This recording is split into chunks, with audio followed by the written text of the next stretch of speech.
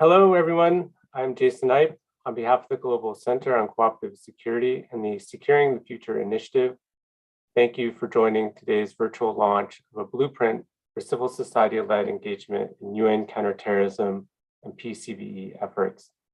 The publication, co-authored by Francesca Paxel-Tabucci, Eric Rosen, and myself, provides concrete steps that the UN and its member states can take to better engage civil society and offers a blueprint for civil society to advocate for itself and assert itself more consistently and effectively within the UN on counterterrorism-related issues. The recommendations are based on consultations with diverse civil society representatives, as well as lessons from civil society engagement on adjacent issues, including peace building, development, and other topics. We're extremely grateful to the Federal Department of Foreign Affairs of Switzerland for their support of today's event, the broader project of which it's a part, for championing civil society engagement on this issue generally. Today's discussion will begin with an overview of the recommendations presented by my colleague Francesca. We'll then hear from 5 terrific civil society speakers from the project's advisory council: Hussein Khalid with Haki Africa, Marina Kusakova with the Global Partnership for the Prevention of Armed Conflict, Eric Rosen, co-lead of Securing the Future initiative, Vanya Skorik with the European Center for Not-for-Profit Law, and Jordan Street with Safer World. We'll then open the discussion up to comments and questions from the many governmental, UN, and other civil society representatives joining us today. If you experience any technical difficulties throughout the event, please contact my colleague, Ms. Adele Westeros, directly via the chat function in Zoom. Today's event is being live streamed and recorded. We also welcome you to engage with us and the panelists on social media during and after the event.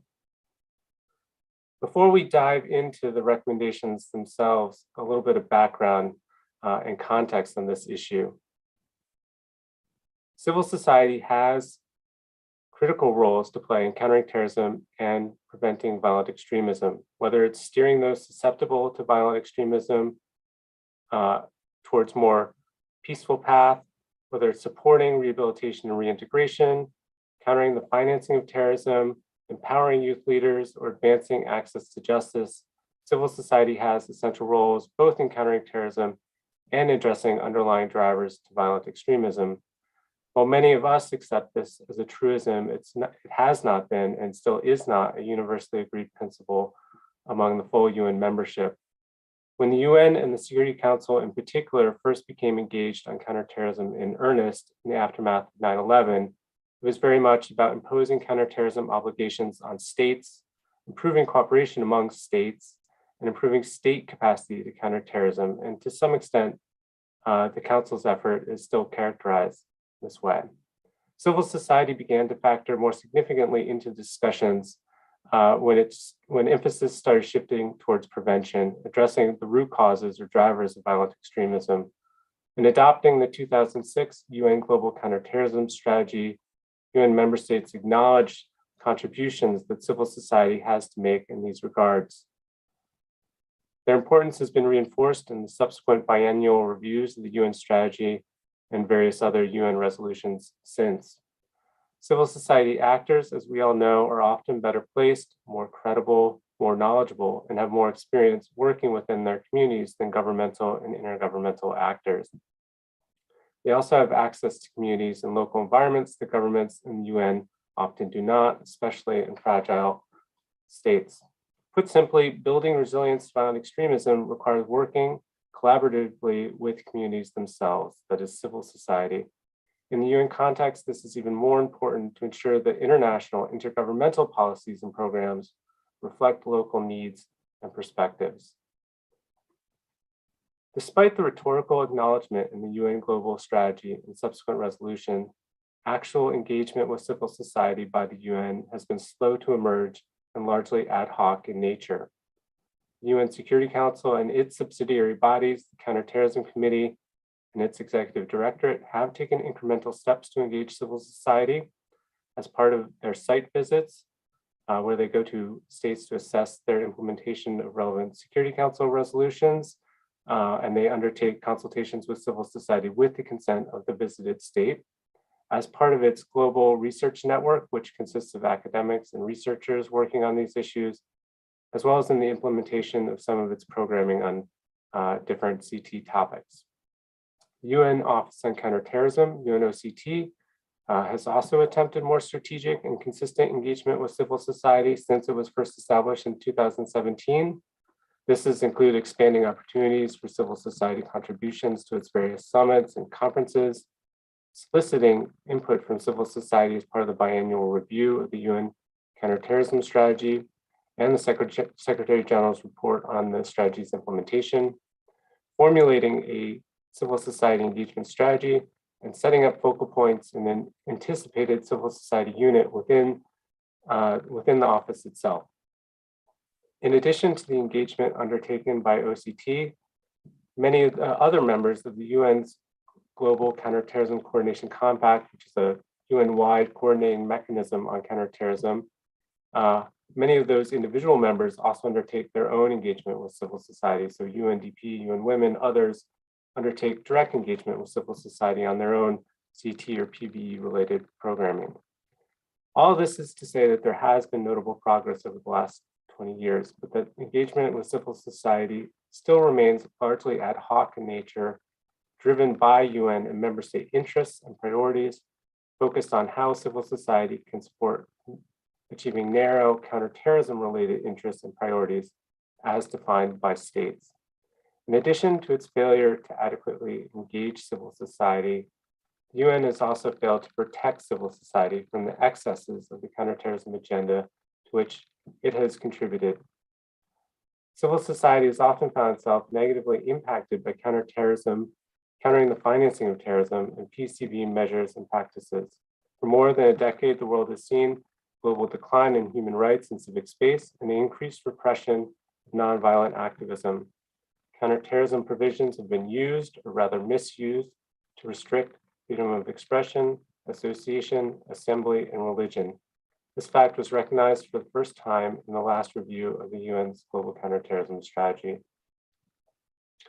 Unfortunately, except for the UN's human rights specific bodies, the Office of the High Commissioner for Human Rights and the Special Rapporteur on Human Rights and Countering Terrorism, the UN and its CT bodies have failed to consistently speak out against the misapplication of counterterrorism measures by its member states.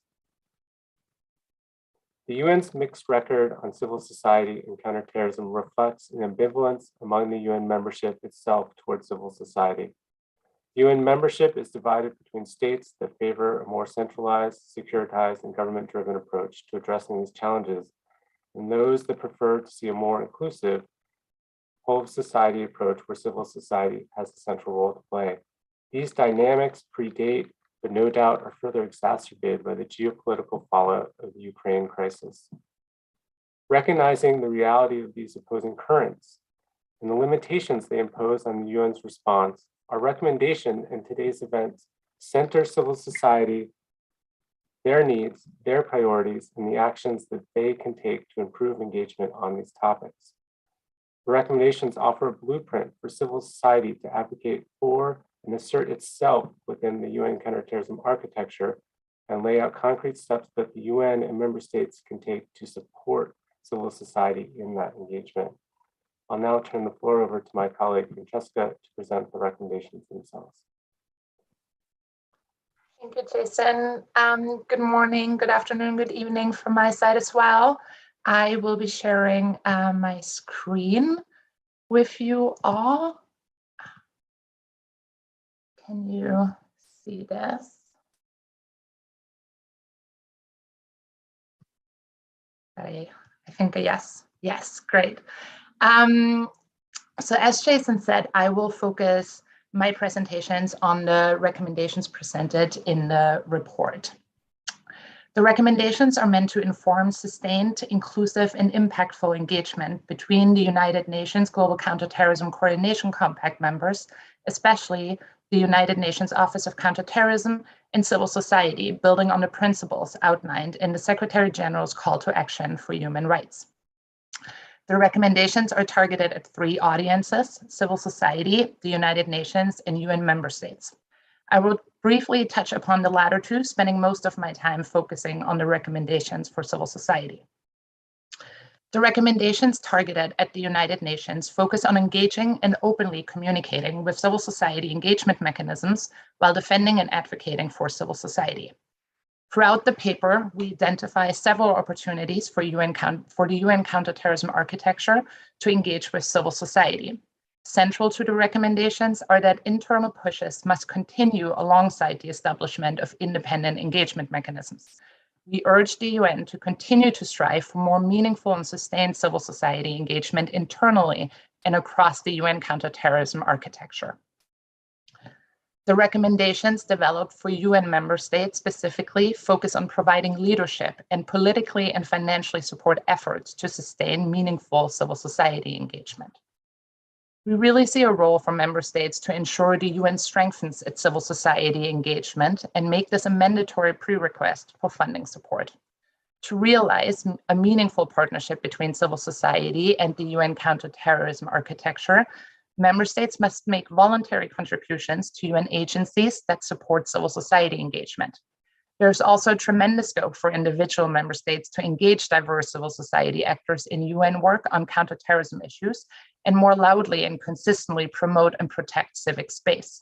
For example, Spain and Oman, the co-facilitators of the 2021 Global Counterterrorism Strategy Review process, were able to increase engagement with civil society during their tenure. And finally, the report provides 5 recommendations for civil society with the central recommendation focusing on the development of self-organized civil society engagement mechanisms.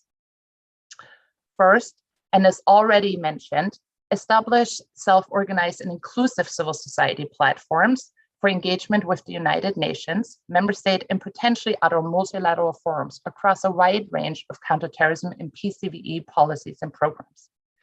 Throughout the paper, we reference several case studies and examples where such an engagement was achieved and where civil society proactively self-organized and was able to foster and improve partnerships with governments and multilateral bodies. Examples include the Global NPO Coalition on the Financial Action Task Force, the NGO Working Group in Women, Peace and Security, and the OECD Development Assistance Committee Civil Society Reference Group. The 4 recommendations that follow are reflective of principles and preconditions that we consider to be essential to the establishment and the function of such engagement mechanisms. Secondly, ensure civil society's independence in its engagement with the United Nations.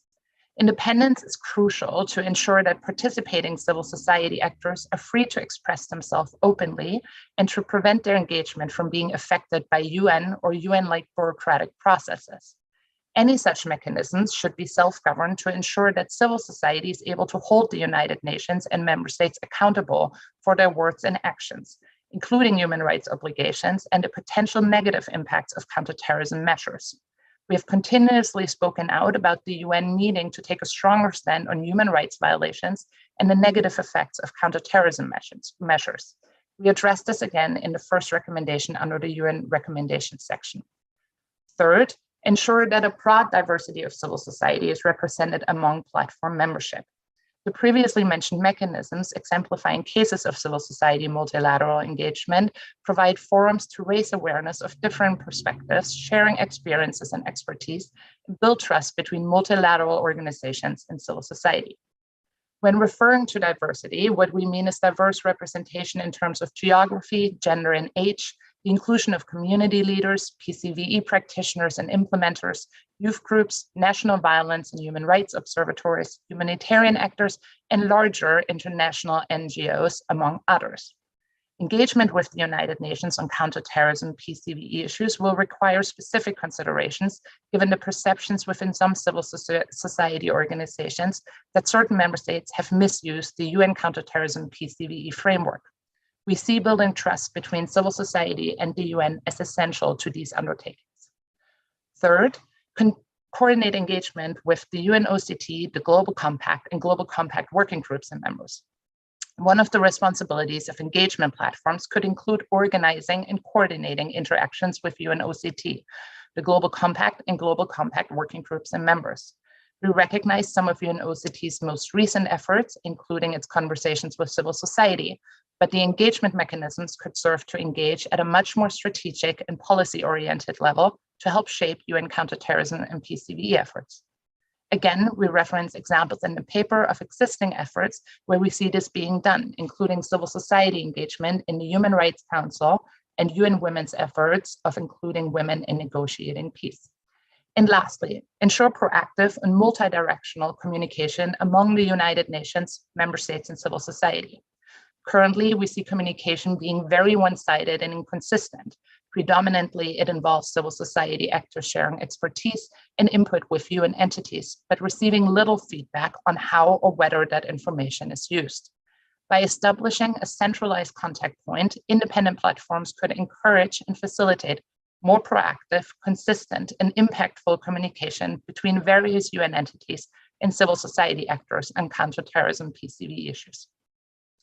This approach would also eliminate duplication by sharing information about UN activities and engagements and giving members opportunities to exchange and coordinate in advance of engagement opportunities, including assessment missions by CTED, UN OCT briefings or meetings, and other occasions.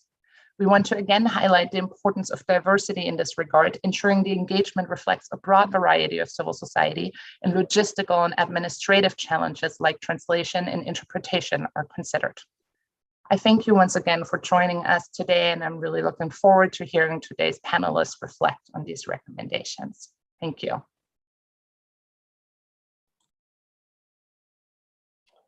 Thanks so much, Franzi. That was terrific. I want to just reiterate that the recommendations were very much were the result of a almost year-long consultative process that we undertook with key stakeholders, including diverse civil society representatives, UN officials, member state officials, and others.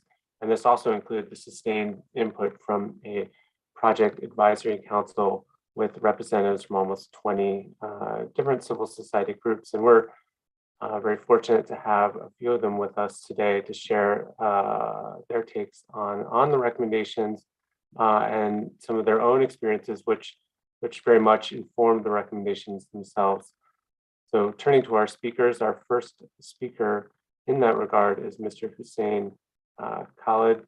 Hussein is the executive director of Haki Africa, which is a pan-African human rights organization based in Mombasa. For the last 20 years, Mr. Khalid has been at the forefront of agitating for the rights of community members at the grassroots level in Kenya and the general East African region. Hussein, the floor is yours. Thank you very much, and let me take this opportunity to welcome all those who are tuning in from different parts of the world to this very, very important launch of this blueprint for engagement, civil society-led engagement of counterterrorism, UN counterterrorism initiatives. For us as a community human rights organization working in Africa, in one of the cities down here in the third world country, it's been an honor to be part of this process, and we want to appreciate the Global Center for having considered this institution in the development of this blueprint and also in the launch. For institutions that are primarily working in third world countries, you'll understand that addressing an issue that is considered a global phenomenon is not as simple as it may look. It actually is a complicated issue. And the unfortunate part is that in many parts of Africa, if I may give that as an example, we suffer a lot of terror-related attacks. If you look at the case of Kenya, where we are based in and where I come from, no other country in sub-Saharan Africa has been a victim of terrorism than Kenya. And the sad part is that even though these issues are happening right in front of our eyes, we have very little opportunities to engage with the actors who are right out there at that global level, who have the power to influence or make decisions on what is happening.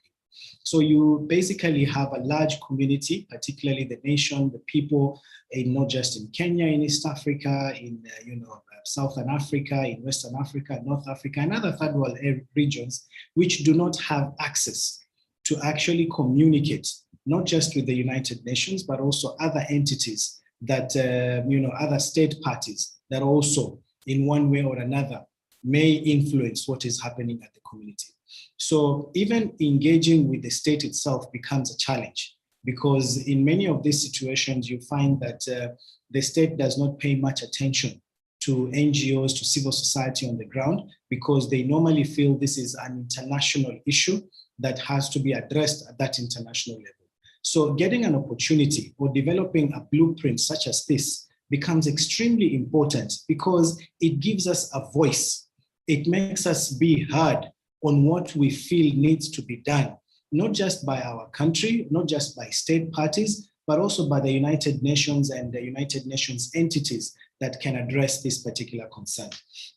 As civil society organizations, we do a lot at the grassroots level, particularly in building resilience against violent extremism, in countering terrorism within our communities. We engage directly with the people. We engage with victims of terrorism. We engage with individuals who may be at risk of being recruited into terrorism.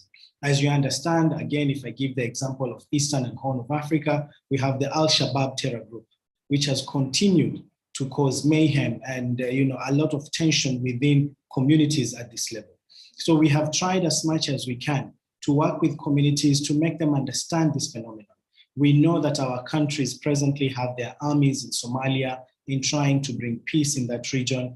And in many ways, the Al-Shabaab terror group has used this or referred to this as the reason why they're engaging in terror attacks. Not only is this happening in Eastern and Horn of Africa, if you look at Southern Africa, in parts of Mozambique, I'm sure some people tuned to this may know, we have a serious terror issue where local communities are bearing the brunt of that particular problem that we're seeing.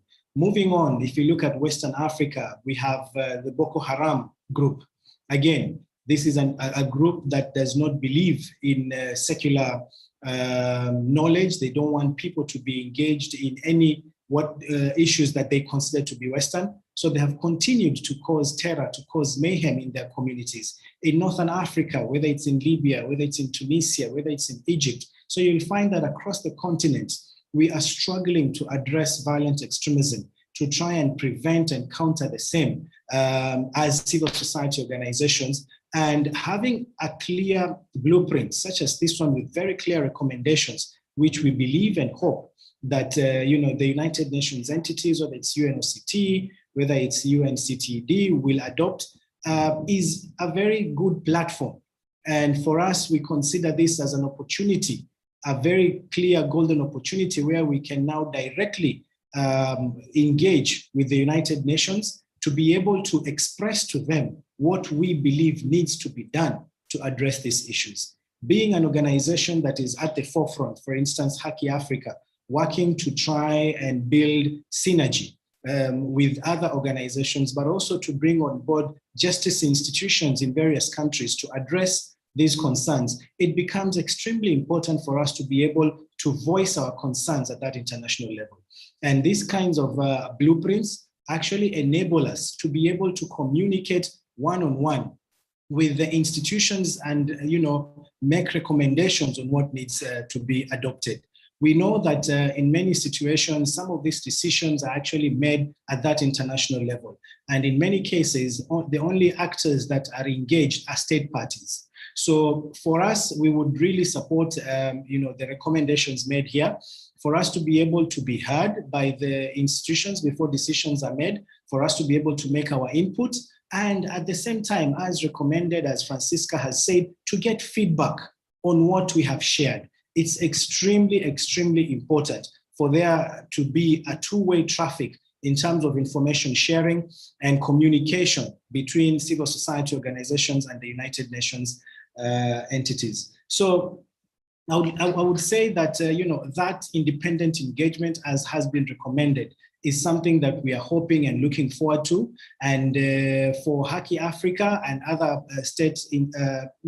non-state institutions working across Africa and the third world, we believe that in order for us to be able to effectively counter terrorism, for us to be able to effectively prevent and counter violent extremism, we have to work together.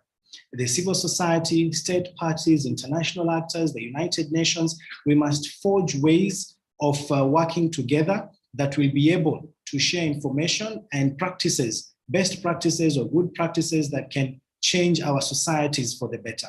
And we hope that, by participating in this initiative by the Global Center, that we'll be able to share these opportunities to also other state civil society organizations so that they can understand what is happening, the recommendations that have been made here.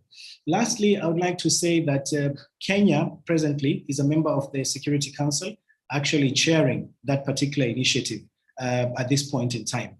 So having this particular idea will be crucial for us to push through. We consider ourselves as Haki Africa to be very lucky to be part of this initiative, but then also to have our country as a member state of the Security Council and chairing that particular body so that we can push forward through the Ministry of Foreign Affairs and others to be able to try and get these issues or initiatives adopted fully so that they can, involve civil society in that independent engagement with the United Nations. So allow me to stop at that. I hope I've not taken so much time. Over, back to you, Jason. Thank you very much.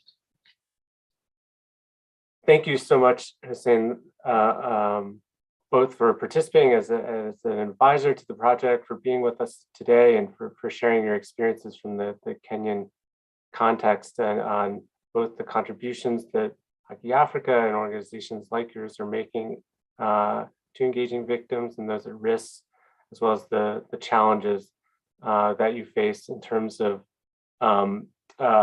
engaging with key global actors and, importantly, national government actors as well. I think that's a very important part of the equation. I think part of the importance of the UN engaging civil society is modeling good behavior for its member states and modeling the good practices that states themselves should be emulating at the national level. So it's important that the UN live up to those good practices itself, and highlight. Thank you for, importantly highlighting the importance of two-way engagement between the international level and civil society, and vice versa, and that the communication needs to go both ways. So thank you very much for your remarks. Our next speaker is Mr. Eric Rosan. In addition to being a co-author of the recommendations themselves, Eric is a visiting senior fellow at the Sufan Center, where he is co-lead of the Securing the Future initiative, which is the co-sponsor for today's event. He is also a senior associate fellow at the Royal United Services Institute in London and executive director of the Strong Cities Network. He served previously as a senior official at the US State Department, working on PCVE and related issues, and has nearly 2 decades of experience working with governments, multilateral organizations, civil society, and the private sector on international CT and related issues. Eric, the floor is yours. Thank you, Jason, and colleagues into the Swiss Foreign Ministry for supporting this initiative and for including me in the project. As Jason mentioned, among other things I do is I'm co-leading the Securing the Future initiative with the Sufan Center and the Fourth Freedom Forum. And the purpose of that initiative is to essentially look at 2 decades of Security Council counterterrorism practice since 9/11 and understand what's worked, what hasn't worked, and how to ensure the Council's approach to addressing terrorism going forward is effective and sustainable, given the changes we've seen both in the threat landscape, the geopolitical landscape, and the multilateral counterterrorism architecture. And to do this, we are this project, we are convening stakeholders around the world, government, non-government, multilateral organization officials, civil society actors, to get their different perspectives on the impact that the Security Council's counterterrorism measures and engagements have had both on the ground, in central governments, across the UN system. And a key piece of this is the civil society dimension, both in terms of the involvement of civil society in the elaboration and implementation of the council framework and approaches, but also the impact that these frameworks and approaches have had on civil society on the ground. And I think it's the concept of do no harm gets bandied about a lot on these issues. And I think it's without saying that a lot of harm has actually been done, some intentional, probably some unintentional, to the civil society space. And I think as we are engaging with these stakeholders, we've had, the reports is going to be presented in September at the General Assembly with the recommendations. But I can share with you some of the initial findings and ideas that have been put forward by the participants themselves so far in this process. And I think, a couple of things to highlight that are relevant to this project that we're talking about now in this session, and one is that in order for civil society to be able to want to be an active partner and a proactive partner with the UN on the counterterrorism file, it's really important that the UN counterterrorism framework is underpinned by the core principles that civil society will want to be associated with. And it's not clear to me and it was not clear to a lot of our stakeholders that we're engaging with, that that's actually happening. So when I say that, it's, the unintended consequences, again, perhaps attended consequences of some of the counterterrorism work of the council in particular, and the impact it's had on civil society, the inability of the council to provide any guardrails for misuse of the regime, the inability to call out human rights abuses in the name of counterterrorism, often directly linked to Security Council measures, and the favoring of counterterrorism measures by authoritarian regimes to further bolster their executive authority and security apparatus. And again, it's not only that civil society wants to be involved in helping shape the policy and the programs of the UN, but we've heard that they actually want those policies and programs, irrespective of whether they're shaping them or not, to actually be consistent with their core values. And it's not clear again that they are. We've discussed how obviously getting more CSO involvement in the architecture, in the developing of policies, programs, and approaches at the UN level, including the Security Council, is so critical, and it's so scattershot right now and ad hoc, and this differentiation between what some had characterized as the Turtle Bay crowd of civil society and the rest of civil society. And I think this has come up a lot in our discussions, the disconnect between what goes on in New York with the resolutions, with briefings, in the very diplomatic sphere, and what goes on the ground, and whether there's any connection between the two. And how do you create a balance where you have the voices from the ground not being translated, communicated through intermediaries, such as the Turtle Bay crowd, but actually directly to the UN.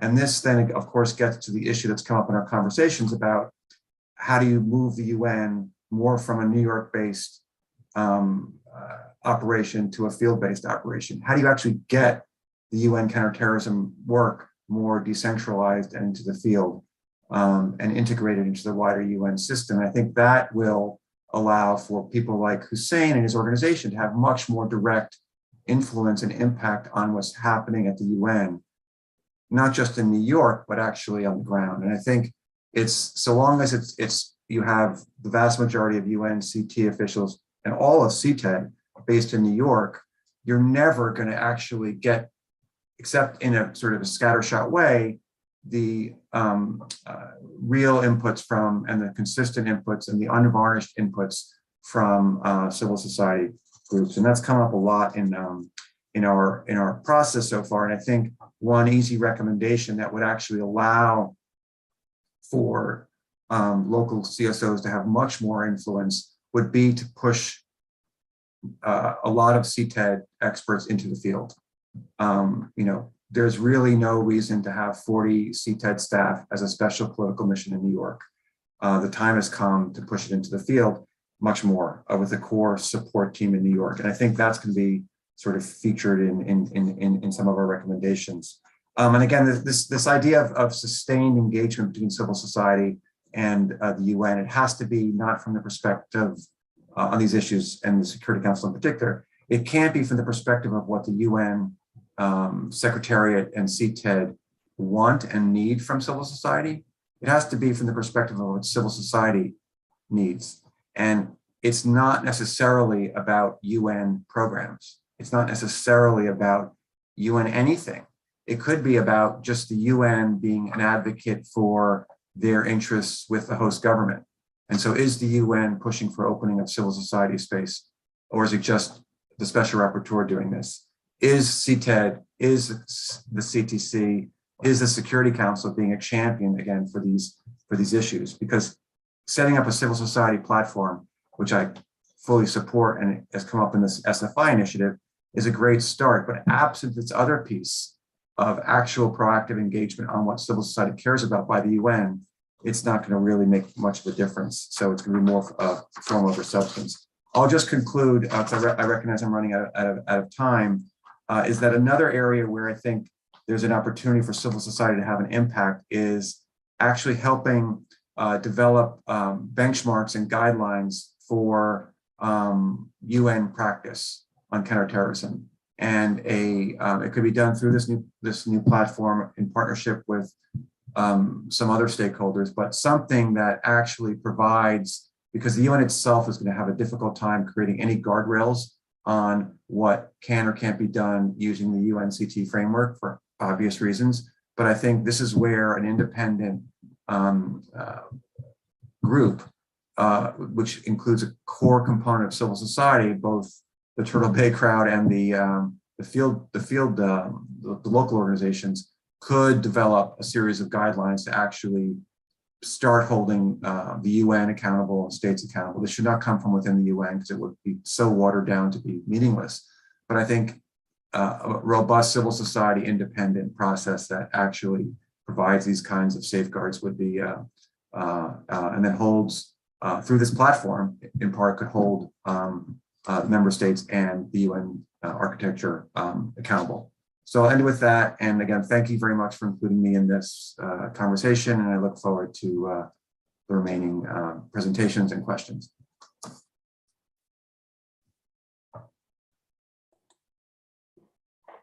Great, thank you, Eric, for those remarks. And we very much look forward to the results of the Securing the Future initiative later this year, and hope that the recommendations here and ones presented in September are mutually reinforcing.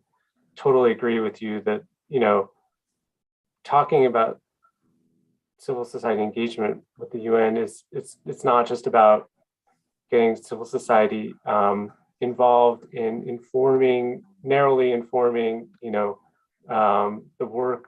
existing CT work of the UN, or acting as an implementer for programs that are and priorities that have already been defined by the states. It's really about the UN actively championing and defending civil society generally, and their role specifically on this issue. And there's, I think there's a lot of work that needs to be done to build trust with the CT actors in the UN system, that they are actually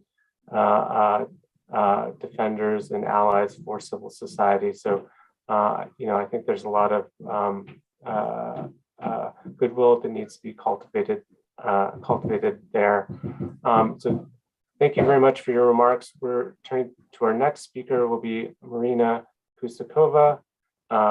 Marina is the Senior UN Policy and Advocacy Advisor for the Global Partnerships for the Prevention of Armed Conflict, GPAC.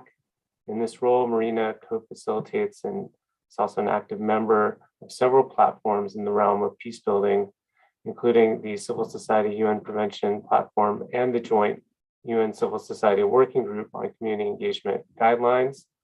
We very much look forward to her sharing her experiences from GPAC in these various forums and how that relates to improving and systematizing relations between UN member states and civil society, and what lessons may be there for the CT context. Marina, the floor is yours. Thanks, Jason, and colleagues on the call. As the Global Partnership for the Prevention of Armed Conflict, also known as GPAC, we are grateful to contribute to the blueprint paper and be part of this discussion today. I hope I can unpack a little bit further the recommendations presented by Francisca in the beginning of the discussion and capitalize on Hussein's presentation and points about two-way street and Eric's points brought just right now on the need of engaging civil society from the beginning. So GPAC is a global network of local peace builders. And of course, our members around the world are primarily working on peace building, conflict prevention, using peace building tools, such as dialogue, mediation, peaceful, non-securitized means. One of the critical aspects of our work and my work primarily is to ensure that global policies, which ultimately have significant impact on the levels of people at the community level, are informed by their experience and actually designed and implemented through their own means, rather than creating expectations that local peace builders or local communities more broadly often cannot simply fit in, because the way of approaching situation is quite different. This seems to be in line with the general direction of the international community, and we see more and more initiatives that have been designed to engage with civil society. And this recognizably also refers to the CVE space. For example, we do welcome initiatives by the UNOCT with its Security Council engagement, civil society engagement strategy, and establishing focal points for civil society engagement. And also, we are still looking to get some updates on the CSO liaison roles, which hopefully will be developing really soon. We also know that colleagues from CTAT are always willing and interested to explore opportunities and engage in dialogue. So overall, I think at this point, no one needs to be convinced about the fact that civil society needs to be in the space. But where we still can have a further conversation is and reflection is really on, first, the meaningfulness and quality of such partnerships, and second, the work that is being done to create an enabling environment. Because without enabling environment, the quality partnership is actually not possible. So in that sense, the blueprint paper serves as a strong guidance on the principles that should be kept in mind and hopefully further developed through joint conversation. The meaningfulness and quality of partnerships requires the creation of the space for meaningful and joint engagement. And one example of that space that already exists is Civil Society UN Prevention Platform that GPAC co-facilitates together with Quaker UN Office in close partnership with UN Department of Peacebuilding and Political Affairs. The platform serves to support the UN prevention agenda through strengthening coordination and information sharing between civil society and the UN actors. So we really work to engage civil society and the UN actors, not only at the global level, and try to not to have this conversation to be among the actors who have no touch with the space, but bring in actors from the global level, but also UN and civil society actors from the country level as well. And what we have noticed through this conversation is actually when you bring UN actors who are operating at the country level, and when you bring local civil society into the conversation at the global level, it benefits everyone. not only perhaps to some limited extent global actors to understand what has been happening in the local communities, but also to understand what are the types of needs that UN actors at the field level actually need. And what we do hear a lot from this conversation is actually the fact that UN actors operating at the field level do not feel like they have enough guidance and support from the global level in meaningfully implementing their own mandate. So that actually speaks to the point that Eric brought earlier in terms of possibly considering CTAT mandate to be brought a little bit more closer to the field level and consider other opportunities within other agencies to do so as well. As a result, right, we do have more legitimacy for the UN, which means that civil society, especially local civil society, who are highly critical and I guess see oftentimes little value to engage with the UN, start seeing through this conversation the UN as a little bit of a meaningful partner. And the UN also gets an opportunity to a little bit shift their vision of how to engage with civil society in a way that it will be impactful for everyone. In that sense, the dialogue should be present in the actual processes of policy development and programming. Civil society, when meaningfully included, can improve practical action significantly. And we at GPAC have seen it very clearly in the work of the joint UN Civil Society Working Group on the development of the community engagement guidelines on peace building and sustaining peace. This document has been developed as a process where local civil society, through a variety of networks such as GPAC, have been brought into the conversation, and where the UN actors have really been able to demonstrate the commitment to listen and to jointly brainstorm in terms of how and what needs to be done to not only understand the concerns, but also address them. It requires a conversation. It's sometimes not an easy conversation, but if we are serious about meaningful and equitable engagement and partnerships, this conversation need to be had and the time need to be allocated to actually make that happen. There is always a concern about the fact that systematic and institutionalized engagement is not possible within the UN space, because people change within the UN and people change within the governments every now and then. And it's oftentimes that partnerships get lost when people move positions. But in order to avoid that, there are ways to do that. For example, there needs to be the TOR of dedicated relevant positions, that those TORs need to include the engagement with civil society. So it will be part of the position as opposed to part of a person's personal will. The position of civil society liaison, this is always important. However, it's often very separated from really programmatic activities. So we would rather recommend to really consider including systematic engagement with civil society as a part of the TOR. If the similar commitment is not present, then we should really ask ourselves, are we really serious about the engagement with civil society? Part that I think worth discussing a little bit further is the issue of financing, because it's also a part of strategic effort to build enabling environment for civil society. We can speak about the lack of resources in any space and at any time, I think, but what we do know that youth groups, for example, and women's groups are particularly challenged to get resources in the CVE space. When it comes to youth, that's mostly the engagement around sports. There is almost no resources that is directly available to young people to engage, for example, in dialogue and some kind of early action.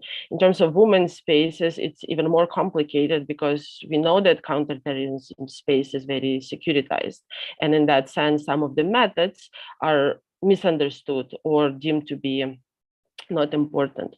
In terms of quality, which normally from our perspective entails flexibility, sustainability, and adequacy, there are also a lot of challenges because often we see people coming to New York for kind of an ad hoc engagement.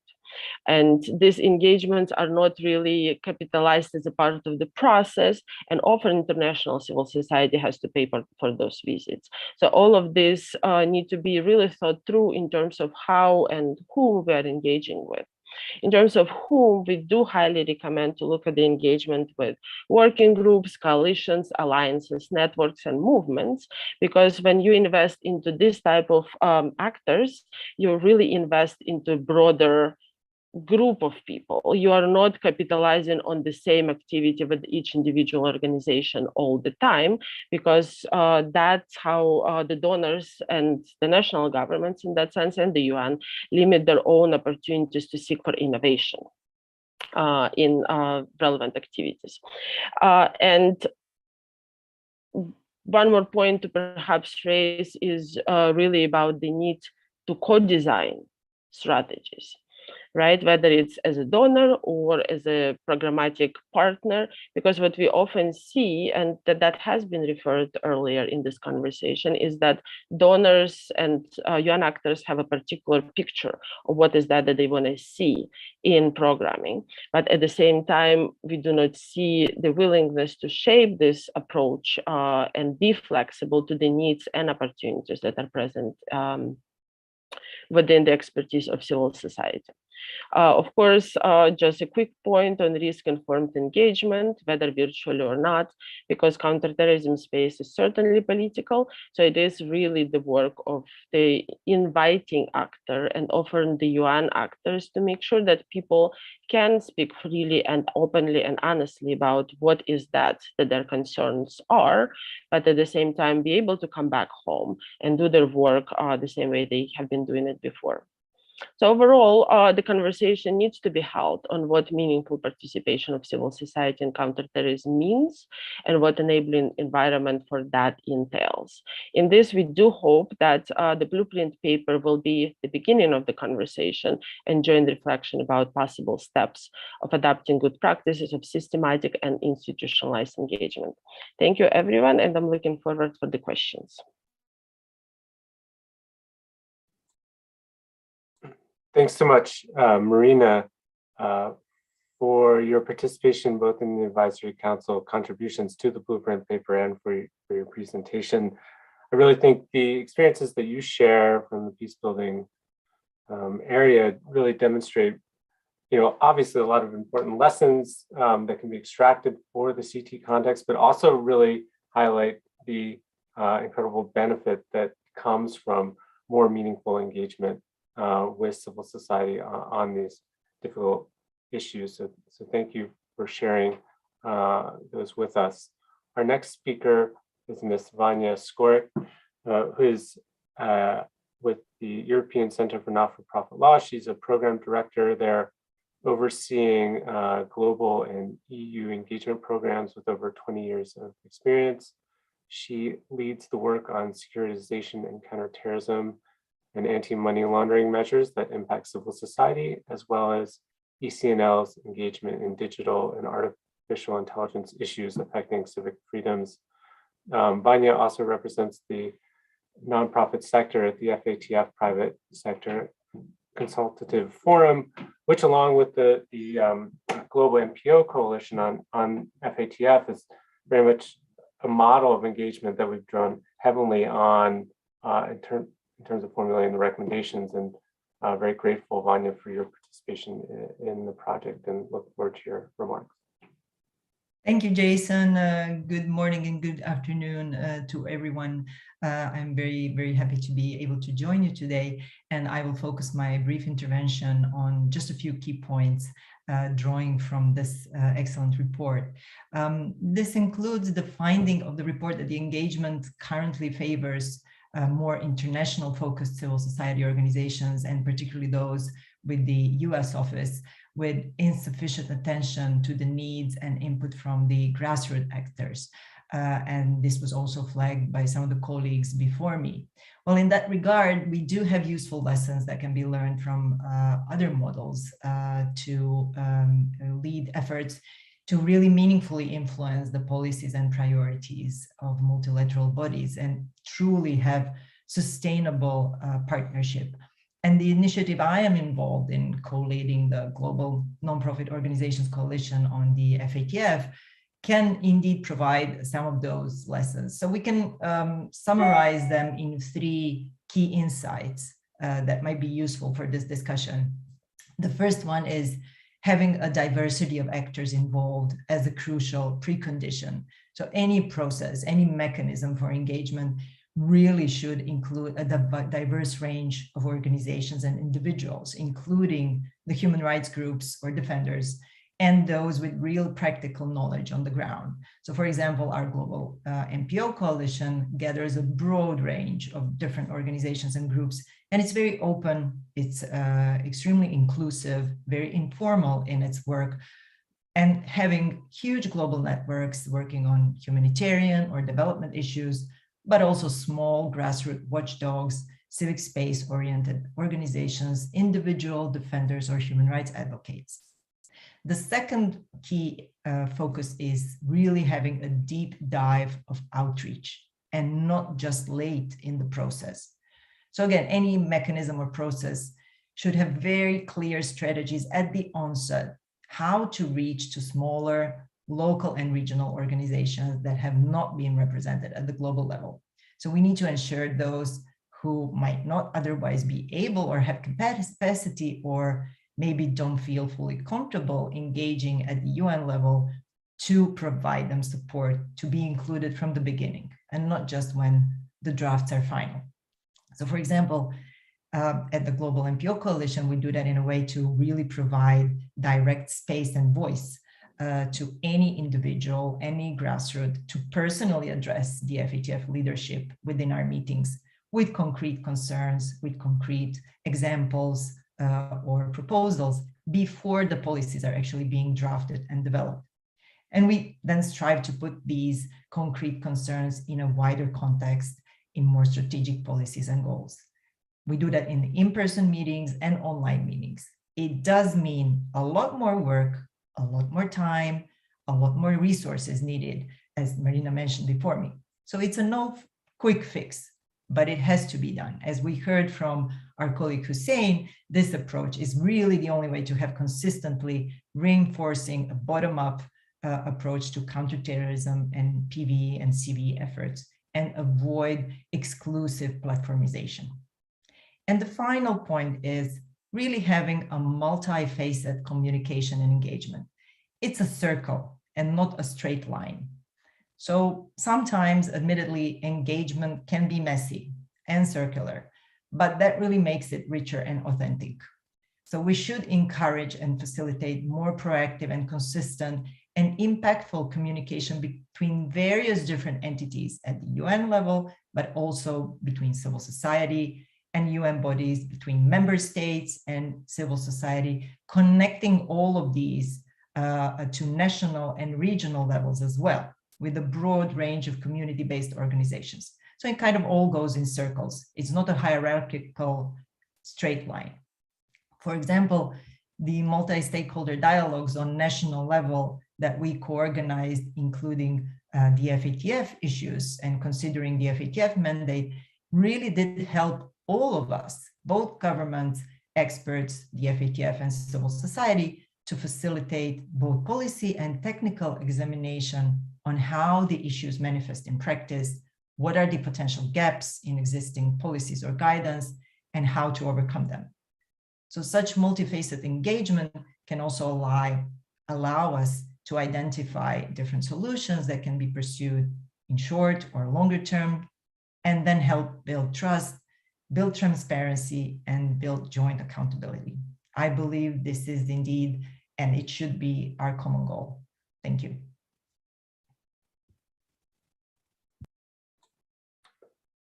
Thanks so much, Vanya, for those points from the experience of the Global NPO Coalition. And I think the importance of engaging a diverse representative cross-section of civil society, importantly including those organizations which may have the least capacity to actually engage, is really a critical function of any sort of self-organized platform, and is I think speaks to the value of self-organization among civil society organizations themselves, because in the absence of civil society getting together and doing that, it's very easy for the UN for when it comes, to reach out to those organizations which are nearest, which they interact with on a regular basis. So I think it really speaks to the importance of self-organization within the sector itself, and something that the sector itself can do to assert itself more effectively with the UN counterterrorism architecture. So thank you for sharing those experiences. We'll now turn to our final speaker, Mr. Jordan Street. Jordan is a senior policy and advocacy advisor at Safer World. He leads Safer World's work at the UN and is a member of the CSO Coalition on Human Rights and Counterterrorism. He has researched and written on the role and impact of counterterrorism at the United Nations, including the 2020 report titled "A Fourth Pillar for the United Nations, The Rise of Counterterrorism." Jordan, the floor is yours. Thank you so much, Jason, and thanks Marina, Vanja, Eric, Hussein, and Francie for your remarks before. Over the past few years, we at Safe World, together with a few other civil society organizations, have come together somewhat organically as part of this CSO Coalition on Human Rights and Counterterrorism. We work to try and support the UN counterterrorism architecture to live up to its commitments on human rights, on civil society engagement, and to ensure that it's not contributing to harm to the people that the UN is supposed to serve through its counterterrorism engagements. Based on that work, I want to share a few ideas for how we see the UN CT architecture and how it should be able to shift, especially with its engagement with civil society. But first, maybe just a little reflection to build on some of what my colleagues have said about why civil society engagement is not only the right thing to do, but actually the most strategic thing to do for counterterrorism partners. So later this month, Safer World are releasing a new set of studies that we undertook for the United Kingdom's Foreign Commonwealth and Development Office that analyzes 20 years of the international response to terror and prescribed groups in conflict-affected contexts around the world. One of the key conclusions from these papers across multiple contexts that we've studied is that prescribed terror groups have shown a flair for conflict analysis and have tailored their approach accordingly. In other words, they know how to spot weaknesses in social fabric and exploit them for their own advantage. For many of you, I know that that's not a eureka revelation. But unfortunately, this dynamic, together with counterterrorism strategies that have continued to commit negative harms and impacts on civil society and communities, has allowed these violent and intolerant ideologies to flourish. So where does civil society engagement come into this? Well, ours and our partners' experience shows that those designing and implementing strategies to respond to violence needs to invest in that same understanding of local context, of grievances and of conflict drivers, and respond to them in practical, meaningful ways that change people's lives. And often the best and most legitimate way to do this is to work with local civil society organizations who live in and are connected with people and communities in those contexts. This is how to tap into the sophisticated and often quite nuanced understandings of how communities perceive the states and violent armed groups that live within them. It's also how counterterrorism strategies can reduce and minimize negative unintended consequences. When those approaches to violent groups include civil society in the design, implementation, and follow-up phase, in a meaningful way that's based on partnership, we actually see the best results in terms of reducing violence, protecting human rights, and breaking the cycles of conflict that offers violent groups a hold over some populations. And these studies that will be released later this month look at both the ways in which we failed, but also some of the ways in which we succeeded. Now, of course, one thing that hasn't really been mentioned too much today is there is a risk of instrumentalization when we work with civil society organizations. Engagement with civil society cannot be solely based on these narrow security objectives. And I think Eric mentioned this in his remarks. It needs to be treating civil society organizations as valuable in their own right, with their own wants and needs, and meaningfully treat their input as equal and not just a tick box consultation exercise. Now that's how and why we think civil society engagement is crucial within all counterterrorism work. But how has the UN counterterrorism architecture done on this so far? To be frank, not very well. And I think that you kind of maybe have got that from a few of our colleagues speaking here today. From our experience, engagement has tended towards window dressing. It's often been last minute, and it's not really felt meaningful. And I think, as the Global Centre report notes, it's often been very ad hoc in nature. There are some good practices emerging, and I'm sure we'll hear from many of those on the call today about some of the things they're trying. But the fact that it hasn't really been meaningful and engaged in a sustained way has been a real goal for the UN counterterrorism architecture, in our opinion. So what's needed? Maybe just 3 ideas building on the great recommendations from the Global Centre report. I mean, the first thing I think is a cultural shift on engaging with civil society. Rather than having engagement appear kind of forced as a tick box exercise, we need to move into a space where it's seen as a central and helpful way to achieve shared goals. It should be welcoming and inclusive rather than somewhat narrow and exclusive, which is what it tends to be right now. Secondly, we need all parts of the counterterrorism architecture to take the UN Secretary General's commitments on protecting and promoting civic space seriously. Again, this shouldn't be reluctant. The CT architecture could be a champion in the UN system on this issue. There's no reason why it shouldn't be. And I think Eric again mentioned this, but all parts of the UN should be embodying the organization's values. And we should be creating these open mechanisms that will track CSO participation. And this will require kind of champion and leadership from the UN CT architecture. And then the third thing is kind of maybe a little bit more kind of taking a step back, but we need to move towards a kind of overall posture where we welcome the value of pluralism in the UN CT architecture. If the goal is to be effective in our collective efforts to reduce violent terror attacks, which I think is our goal, and I think everyone on the call here would agree, then opening up the space to learn, to hear diverse viewpoints, and to bring new experiences into our work will only help improve our policy outcomes, and it will only help strengthen program design and implementation. So this is where we need to move towards, and I'll leave it there for now, but just to say that we in the CSO Coalition on Human Rights and Counterterrorism, and indeed, our friends at the Global Centre and others involved in this project are really keen to support these shifts together. So I'm looking forward to hearing from those on the call, what else they're doing and where else they think we need to go. Thank you. Thanks very much, Jordan. All really excellent points, and thank you for being part of the project and supporting it. I think it's really important that civil society engagement isn't about sort of tying up or encumbering the CT efforts of states or the UN. It's about arriving at more effective policy responses and more effective interventions that are better informed, by the experiences and the work of civil society. And as such, it can't just be a tick box exercise where you at the beginning of a project or something like that, say you've done your civil society consultation and moved on. It needs to be a genuine, meaningful partnership, two-way street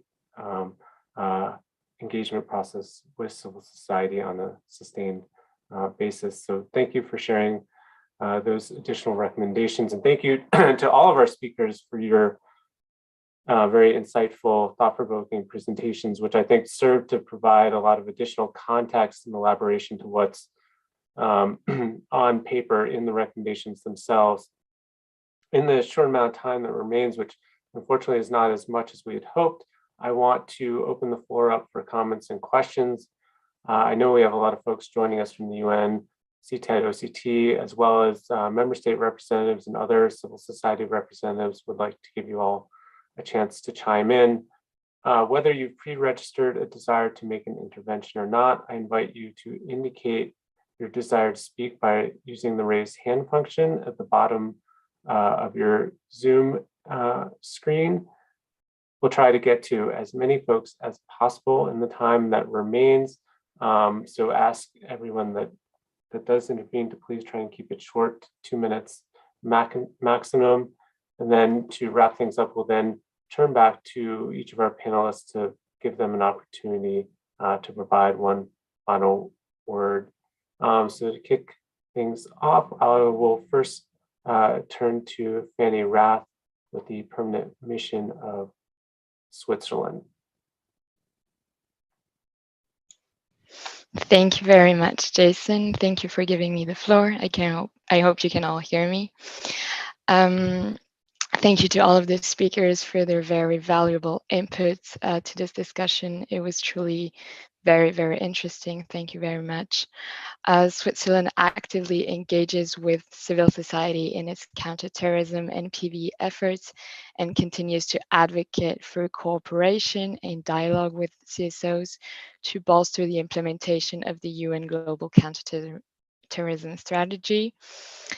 Years of counterterrorism and PVE engagement have taught us one key finding: CSOs are essential partners in building lasting peace and security at the global, regional, and local levels, and it is of utmost importance to preserve their space and enhance their participation in counterterrorism and PVE efforts.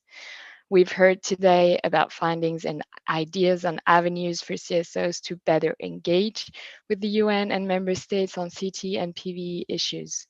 Efforts are now needed from all stakeholders to provide concrete opportunities for CSOs to engage on policies and programming to address the threat of terrorism and violent extremism while maintaining their independence. I would like to really thank the Global Center on Cooperative Security for initiating this project and consulting with a wide range of stakeholders to develop the recommendations. The dissemination of the findings and recommendations will be an important step now to roll out effectively more civil society engagement in UN counterterrorism and PVE efforts. So we really invite you to circulate the project of this important work to your respective networks. And thank you again. I wish you a very nice day, and I give the floor back to you, Jason. Thank you. Thank you, Fanny, and thank you to the government of Switzerland again for your generous support of this initiative and support for civil society engagement on this issue within the United Nations. I'll next turn to David Sharia with the Counterterrorism Committee Executive Directorate. Thank you, Jason, and thank you to both the Global Center and others for this very interesting discussion. I would like to say a few points, and I'll try to keep my remarks within the time frame allocated. First, let's see that we benefit tremendously from engagement with civil society, and we also are deeply committed to this engagement. Our latest resolution 2617, give us robust language to be able to continue and deepen this engagement. And we are trying to find more and more ways to make this engagement meaningful and impactful. We started, those who may remember, some few years ago, an NPO project that led to a meaningful change in the way that FATF and others see the work of the NPO sector when it comes to financing of terrorism. And in CITED itself, we institutionalized a quarterly meeting with civil society each time on a specific issue. We are committed to engagement with civil society during our country assessments, and the latest resolution allows us to deepen that engagement by emphasizing that CITED should engage with civil society, not just during the visits, but no less importantly, before and after. And we are working internally on giving meaning to this new language and finding ways to engage more effectively to make sure that civil society brings us information before we go to the country, and that we are able to debrief them after we visit and perhaps compare some of the information we received from the member states with what they know on the situation on the ground.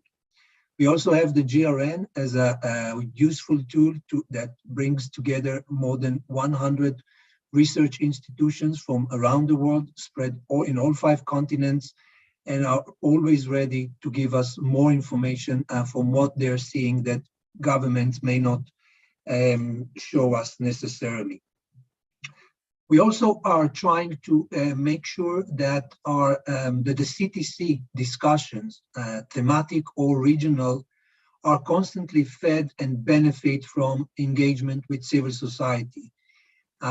We do it through including civil society participants in the meetings and in the dialogue with them before that. And in this regard, if you will allow me, I will add in the chat box a tool, a new product that we just introduced last week, and you can click and find it. The name of the new product is Civil Society Perspectives.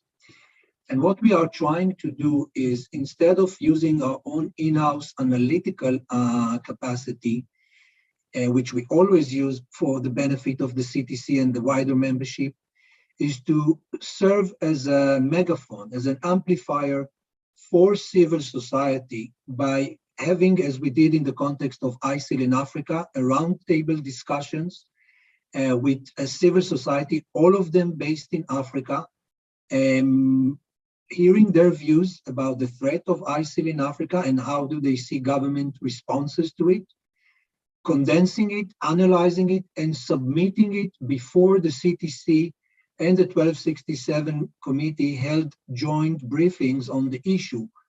This is not our in-house analysis, and we make it very clear that this is not our views. These are the views of civil society, and we want the members to read the document and see how civil society feel about the issues that are just about to be discussed. We were very proud of this new product, and I hope we will use it more and more whenever the CTC is about to discuss thematic or regional issues.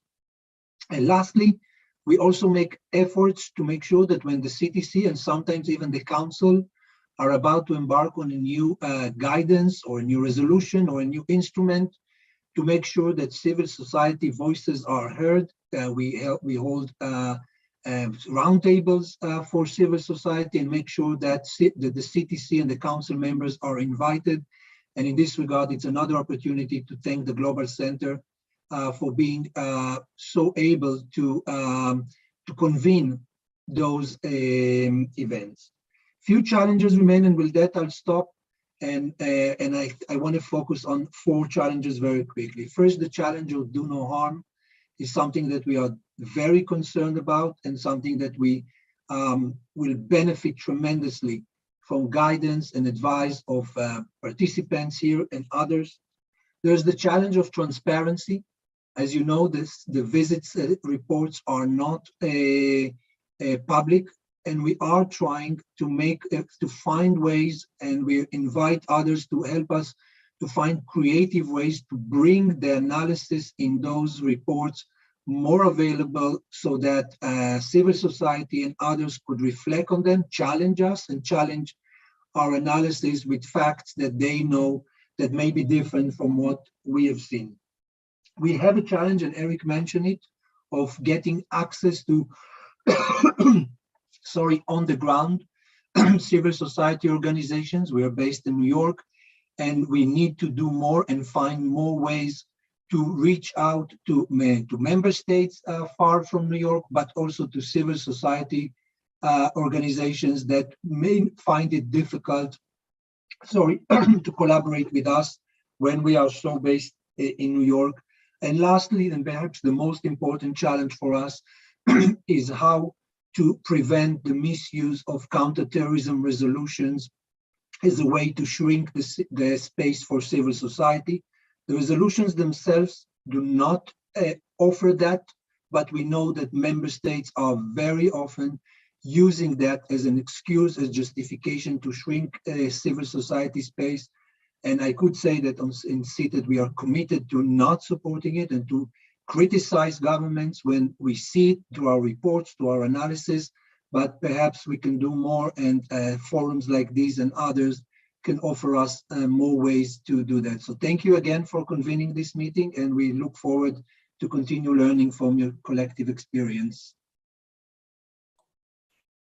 Thanks so much, David, for sharing those views from CTED and the efforts that CTED has undertaken to engage with civil society. And I think, you know, those efforts are certainly notable, but, you know, to some extent circumscribed by the mandate given to CTED by the member states. And I think the discussions around CTED's mandate and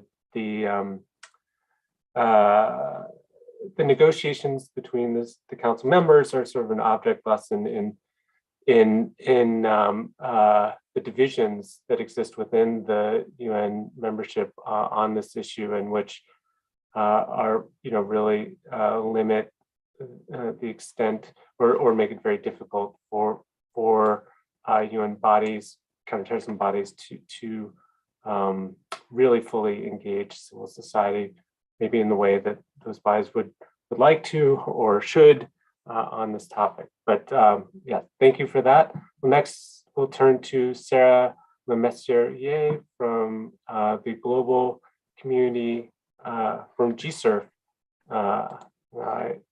the Global Community Engagement and Resilience Fund. Sarah.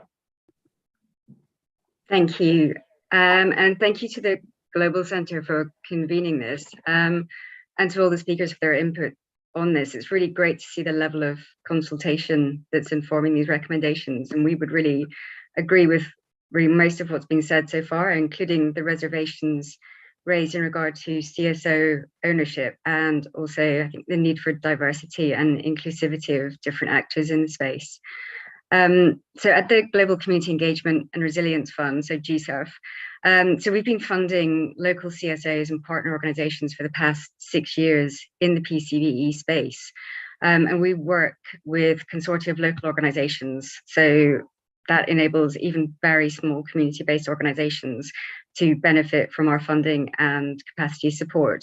And I'd say that one of the issues that partners raise with us is that sometimes at the very local level, it seems to them that PCVE is seen exclusively as a CSO issue, and they're left alone to provide responses, while CT is very much a state level issue, and there's just very little linkage between these. And I think it's interesting to see where the UN interventions would then sit in that space. And we also work with the national governments trying to develop bridges with local partners.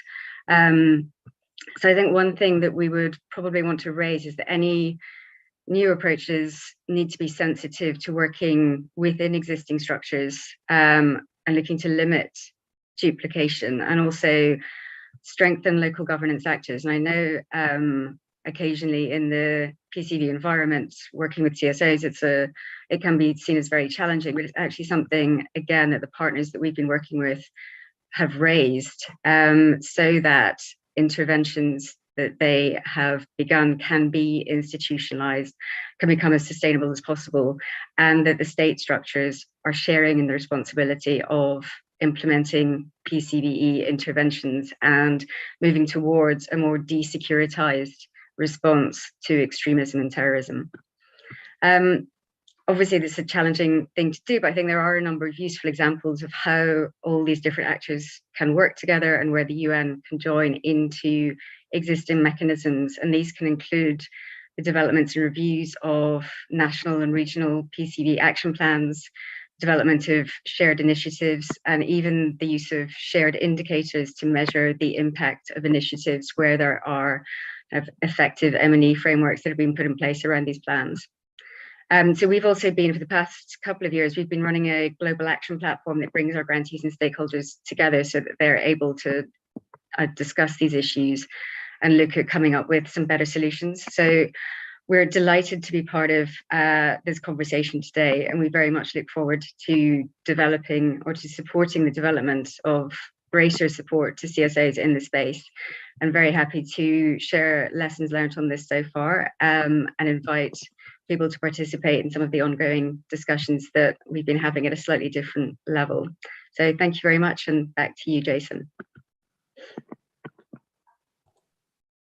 Thanks so much, Sarah. Cognizant that we are coming up on the end of our allotted time, I want to take a couple more questions from folks. but invite others to post comments or questions in the chat if we're not able to get to you, so that those can be noted and recorded. So I'm going to invite 3 more interventions from the floor. I'm going to go to Kyle Beaulieu, Rudy, Khalifa, and then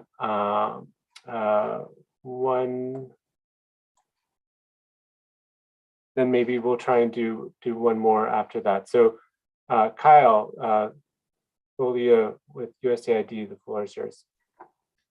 Thank you so much, Jason. I'm going to do this in under 2 minutes for sure. So good morning, colleagues. I'm Kyle Beaulieu from USAID's Asia Bureau. I serve as a Countering Violent Extremism Senior Advisor. Thank all of you so much for this rich discussion, and I'll add my congratulations for this outstanding, actionable blueprint. 2 weeks ago, USAID's Peace and Security Community Practice gathered for our 2nd annual virtual summit. We also hosted a virtual day for external partners, and I hope many of you were able to join those discussions.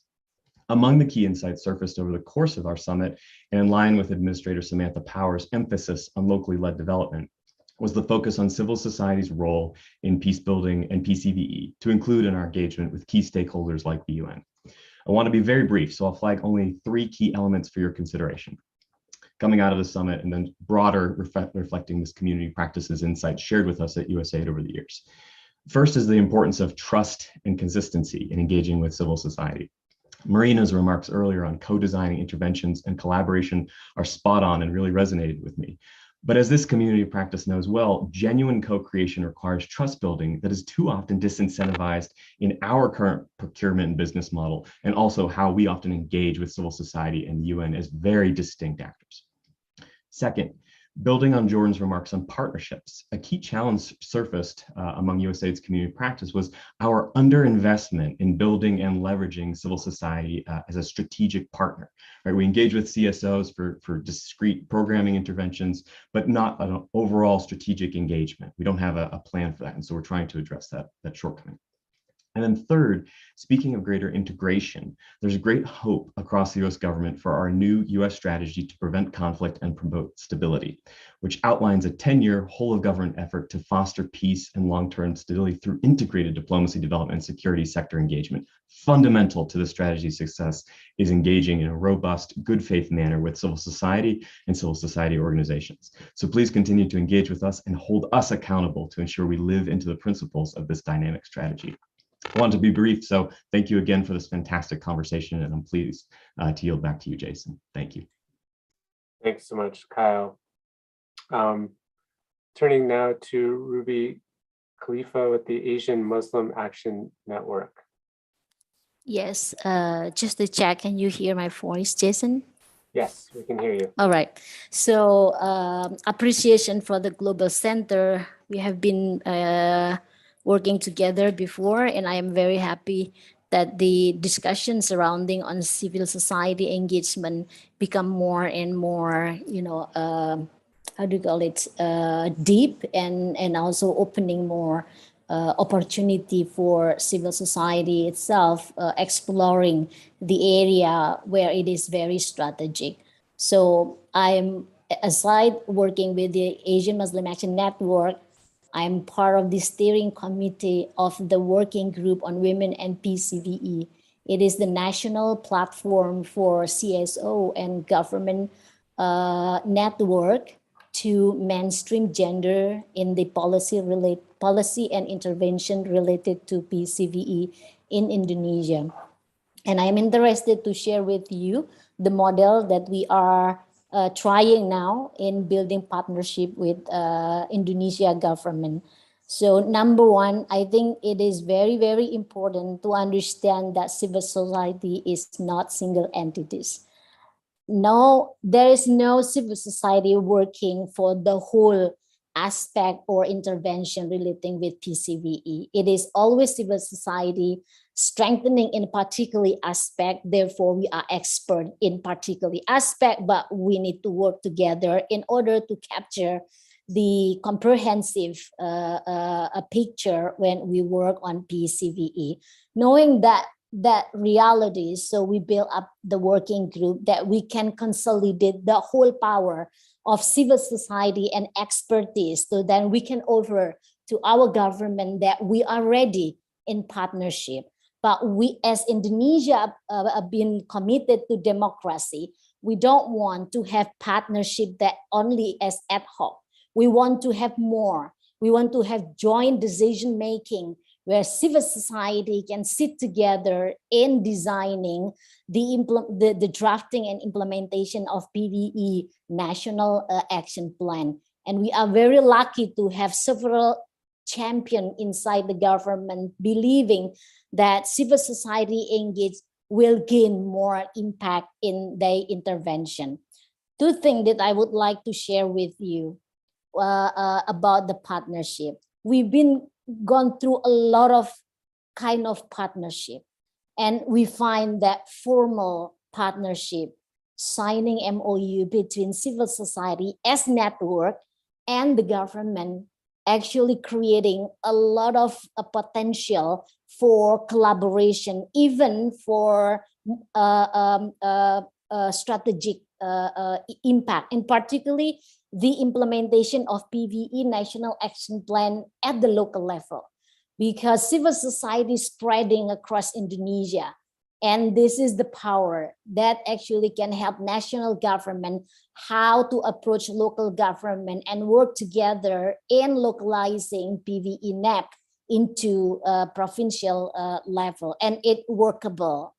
Within 1 year, I think we already working closely with almost like 11 government province in Indonesia to establish local action plan. Number two, I think we learned that picking a very strategic issue, in this case, in our case, is gender mainstreaming. No one can actually deny that gender mainstreaming is essential. It is compulsory, quote unquote, for the government, because the government has committed already to CEDAW, and the government already committed to national regulation. So government no have choice to speak to public that the commitment for gender implementation is already there. And civil society has a lot of expertise and also has a lot of way how to make sure all the policy and also the intervention showing gender sensitivities, including increasing the role of women in every intervention. With that, actually, you not only just able to create space for you to engage into the joint decision making with the government. On the other hand, you can also actually mainstreaming a gender into the whole part of the policy. Currently, I'm very happy that our proposal on CSO task force in joint secretariat of PVE NAP under the National Agency on Counter-Terrorism been accepted, and we are working together in ensuring that there is enough space for civil society working on that. Lastly, I want to touch upon on the financing. Number one, I think we need to really reflect what accountability means, because in many cases, it is always related to donor and the UN agency. And the way in translating concept, the concept of accountability more and more now more complicated for the local NGO working on the PCVE. So we need to think how to create the new concept that's still holding principle of honesty, respect, but at the same time, let civil society working on the ground more instead of using the a lot of administration. Lastly, I recommend for any agency here, please support networking, because they offer you impact-oriented approach. And if you support networking, you actually support the power of civil society in collective voices. Thank you so much. Thank you so much for highlighting those experiences from Indonesia, from the Indonesia's experience with the National Action Planning exercise and the importance of gender, among other things. We're going to take two final interventions from the floor and then turn it back to our speakers. First, turning to Lofty Zakrawi with the Regulatory Authority for Charitable Activities in Qatar. Thank you. Thank you all for the great talks. Thank you for this opportunity. Actually, I would like to make a quick comment regarding the work of the FATF, focusing on countering the financing of terrorism. And I have a quick question regarding your work and specifically the Global MPO Coalition working with the FATF.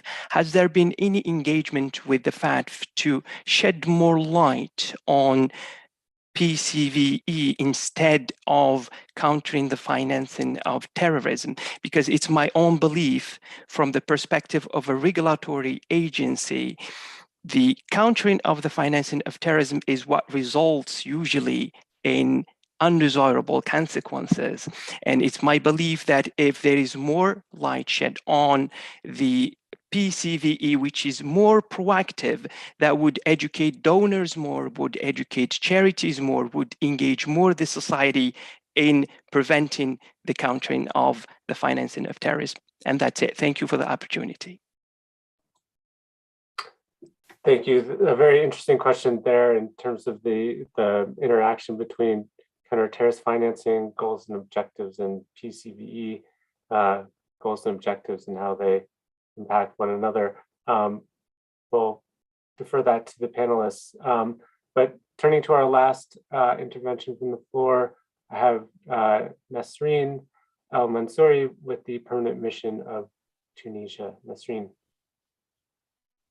Thank you very much, Jason, and good morning, everyone. Thank you for a very useful analysis, both in the blueprint report and during today's discussion. Of course, the engagement with civil society has been and continues to be a priority for Tunisia, and has been a priority for us when we used to chair the Counterterrorism Committee of the Security Council up until December 2021. Which is why we try to seize that opportunity of our chairmanship, which coincided with the 20th anniversary of the Counterterrorism Committee, to highlight the overall performance, let's say, of the Security Council and of the Counterterrorism Committee on human rights when countering terrorism. And one of the major impediments that we have found was the lack of an institutional framework to engage with civil society within the Security Council and particularly within the CTC. And this, of course, has many reasons from the broader perspective of the lack of UN engagement with civil society in general, and the reality that of the shrinking civic space in the UN for civil society, which has become reinforced, especially after the COVID-19 pandemic.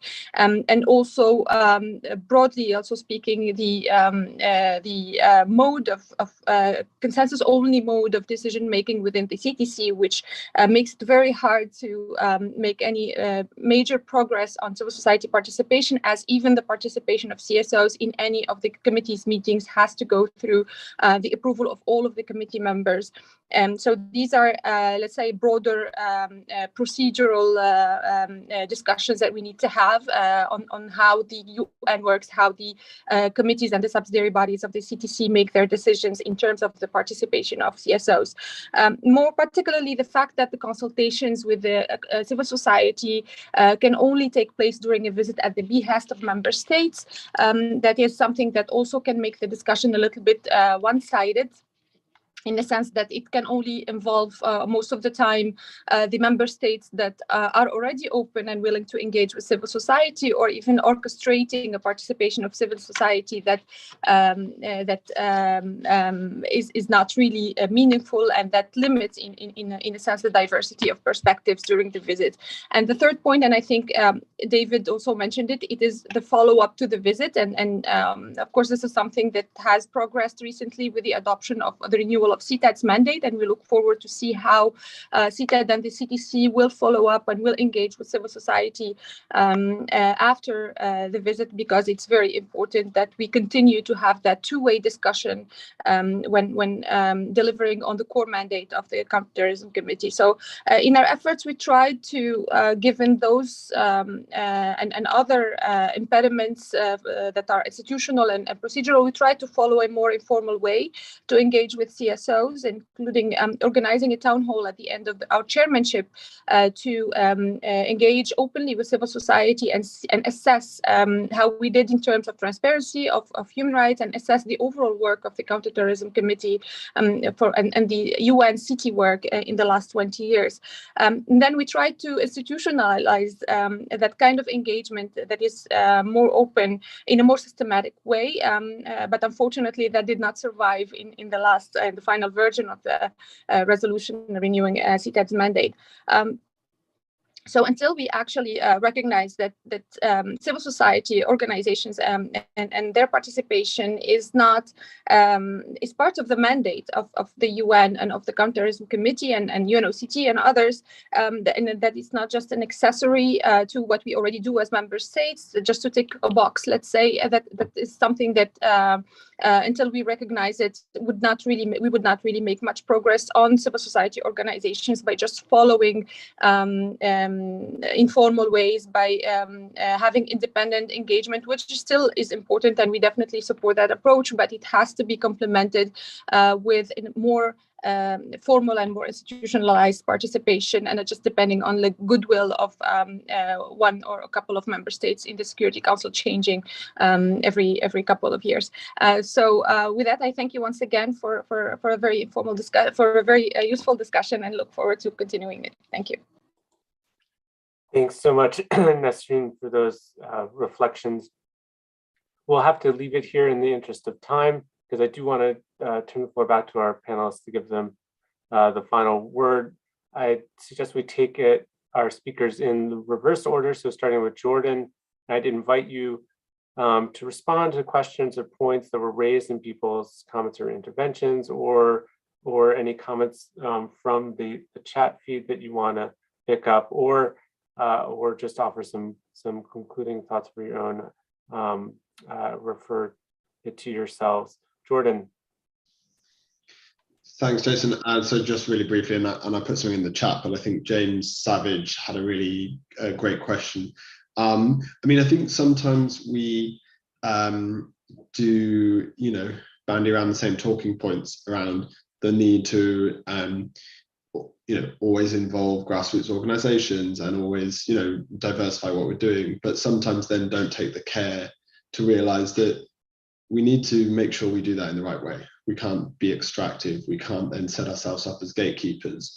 And that engagement needs to be premised on it being what local and national organizations need and want.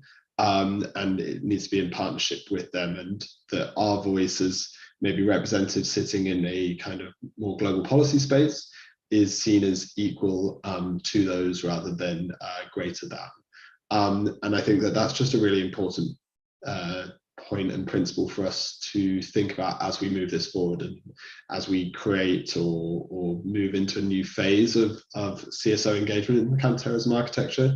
That should be kind of a core guiding principle for me, and I think that would help us lead us to better results.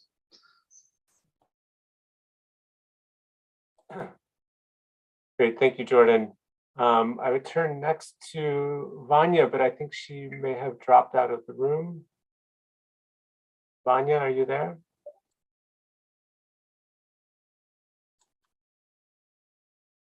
If not, I'll go to Eric. Hi, just two things. One is I just circulated in the chat a report that I was involved in 14 years ago about the role of civil society in the implementation of the UN Global Counterterrorism Strategy. And it would just be interesting to compare the recommendations there and what's actually been taken forward with 14 years later. And this gets to my second point, is that I think we have to recognize that there's a reason why the UN has such a difficult time on these issues, and that's because the membership is so conflicted, and that there's a significant part of the membership that really wants to preserve the state-centric traditional way of thinking about terrorism and counterterrorism, and that's not going to change in the near future. If anything, it's going to get stronger, or has been getting stronger. So I think that has to be taken into account, and we have to be realistic about what is achievable in the space at the UN itself, and whether there might be other avenues to get the perspectives of civil society heard, and when it comes to international counterterrorism frameworks and policies. And maybe the UN is not always going to be the best place to do that. Thanks, Eric. And I think that's hopefully, well, that's a reality that we sought to grapple with in constructing the recommendations themselves, and part of why we really centered the recommendations on civil society in the space where we have much greater capacity to affect outcomes, but not struggling against divisions that cannot be addressed from the outside. Appreciate that. Thank you. Turning next to Marina. Thanks, Jason, everyone, for questions, comments, interventions. A lot of learning here. I guess if I am to pick up one point, it would be around inclusion, because inclusion is never an easy process, right? There's always someone who feels not meaningfully included from the conversation. And there are a lot of questions that have been raised around this in terms of, yes, local organizations may not receive enough funding and may not be as much in the conversation as we want to be, to have them in it. But I guess we should really be carefully assessing what is the role of the UN as a convener, as a catalyst, as a connector and facilitator of relationships. And we do see a lot of UN agencies taking the role of implementer, programmer, right? Instead of developing and channeling those resources to local communities, because if we do not have resources in the society, then we do not have long-standing sustainable peace. So in that way, UN should reflect on their own role, and civil society also should reflect on what they can do, for example, align in the coalitions, right? And the one that Safer World is leading now is quite a good example of coalition building where people can come together and benefit from it. And the last point, of course, is on what member states can do. And we did hear a lot of good presentation today, but it would be good to learn a little bit more in terms of where and how member states are willing to commit to support this engagement forward. And maybe this could be one of the next steps from this process. Thank you so much. Thank you. Thank you, Marina. I am turning to Hussein for the final word. Thank you so much. I think for me, in concluding, I want us to view ourselves not as outsiders, but as part and parcel of this instrument or this organ we call the United Nations. The United Nations is a state member body, and we as CSOs believe that we represent the voices and concerns of the people, which in actual sense, the state is equally required to represent. So what we need to do is to first of all believe that our involvement, our engagement of the UN is not a favor that we are asking for, but actually a right that we have, because that United Nations is supposed to work for us. It's supposed to address our concerns. I think if we start from that point of view, that we demand to be included, we demand to be heard, then we will be on the right path towards achieving what we need to do. And then secondly, once we are able to address or at least communicate that, as CSOs, we need to ensure we are properly organized for us to be able to engage with the United Nations. I think this blueprint, the recommendations made herein are fantastic to lead us in that particular direction. So, and this is a question that has been out there in the chats. How can we self-regulate? How can we organize ourselves such that there is no gatekeeping, there is no INGO or community organization, but we view ourselves as civil society that can work together to communicate to the United Nations and any other entity on issues that we feel dear to, that we feel our communities need to have addressed for us to better deal with violent extremism and terrorism in our communities. Thank you.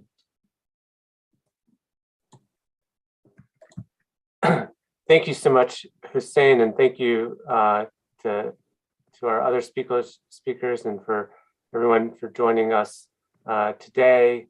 I think it's been a very rich discussion, and hopefully the blueprint and the recommendations it articulates provides at least somewhat of a roadmap to achieve the things that Hussein was describing, a path for civil society to better assert itself, to impose itself on the CT agenda, the CT architecture, rather than waiting for member states, some of whom are hostile to civil society, to reach out to civil society and to define the terms of engagement. Civil society, hopefully it provides a roadmap for civil society to sort of take the reins and take the initiative in the discussion. I want to thank all of you again. Thank the Securing the Future initiative as well for co-sponsoring this launch. We very much look forward to the initiative's findings out later in the year. I hope you'll agree with me that today's speakers and the interventions demonstrate the importance of and support for meaningful civil society multilateral engagement and the many benefits that a much more meaningful and equal partnership in that regard can bring. I know many more of you requested to take the floor than we were able to get to due to time constraints. As we and the others involved continue to explore how we can take forward these recommendations, we urge all of you to continue to be in touch with us, to share lessons learned from your own experiences, good practices, and challenges, and remain in dialogue about how we can take some of these recommendations forward. So I want to thank you all once again for your participation in today's events. The Global Center team stands ready to continue to work with all of you towards achieving more inclusive, human rights-based counterterrorism and PCVE efforts. Thank you.